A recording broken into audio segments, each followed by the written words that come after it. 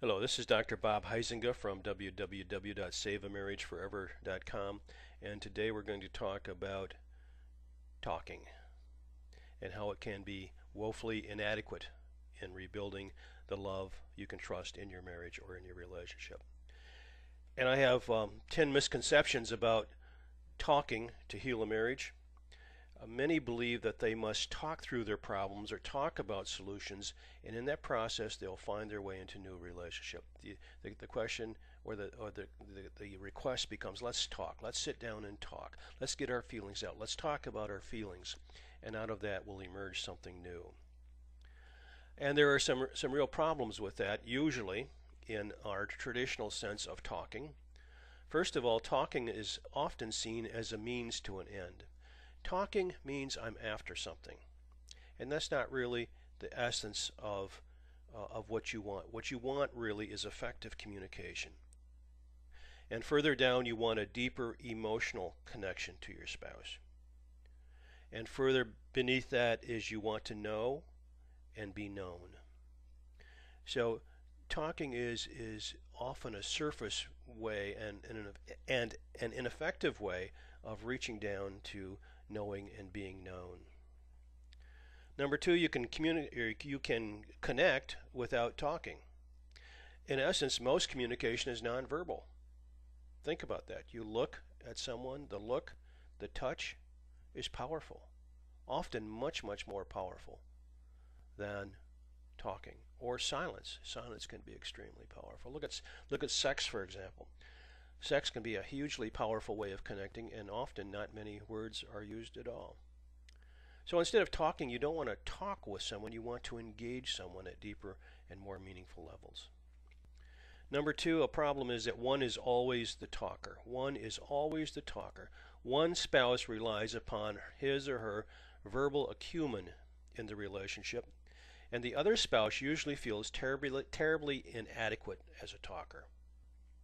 And there's a process that often originates here. The talker may control with talking, and the one who does not talk may control with not talking. So there's a push-pull dynamic there that often is initiated when the emphasis is upon talking. Number four, the talker is often the pursuer, and the pursuer wants to get his or her personal needs met by talking. Let's talk means I want something, I need something here. And the more desperate that he or she feels in getting those personal needs met, the more he or she talks or stresses talking. Talking means I need something terribly important here and I want you to give it to me. Number five, talking is a trigger. Words can kill. Yes, they can. How you construct your words, the tinge of judgment or accusation in a word you use, although not intended, may quickly and powerfully destroy any positive momentum and good feelings in the relationship. Words can shut down, talking can shut down effective communication quickly. Again, awareness is crucial here in terms of being aware of the tone of your voice and everything that goes into how you communicate or how you attempt to engage. Number six, people often talk from their own, say they need to talk, and what they want to talk about is their own personal need system. We talked a little bit about this.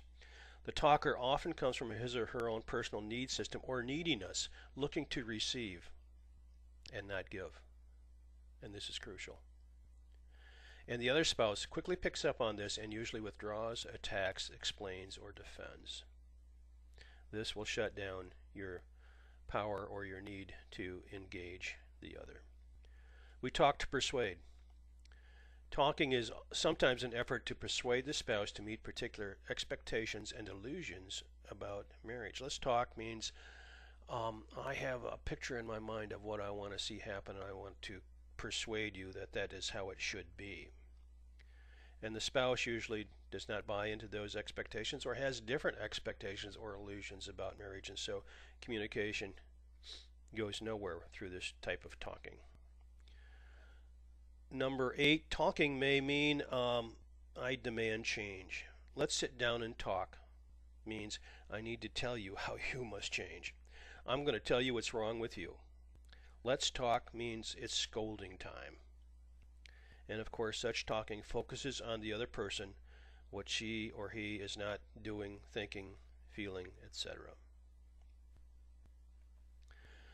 Number 9, yes, talking can be used to maintain distance. Talking can be used as a defense to keep a spouse at a distance or to keep a spouse away. A couple talking does not necessarily mean they are engaging at a meaningful and significantly intimate level. It may just be words, and the words may be used to maintain distance. Number 10, silence is not all bad. Silence can be powerful.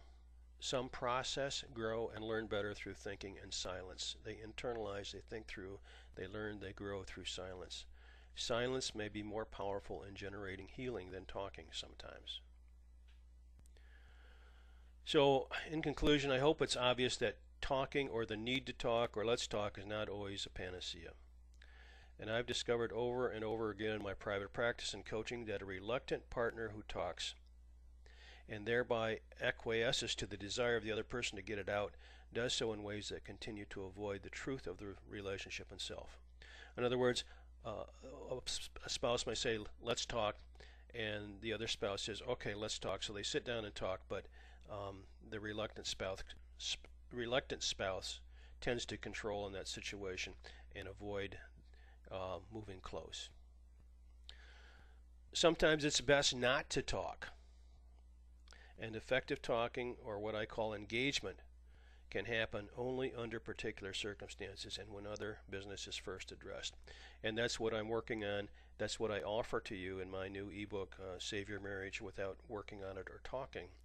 We're going to begin to underline and outline the circumstances and that need to be addressed primarily before effective engagement can take place.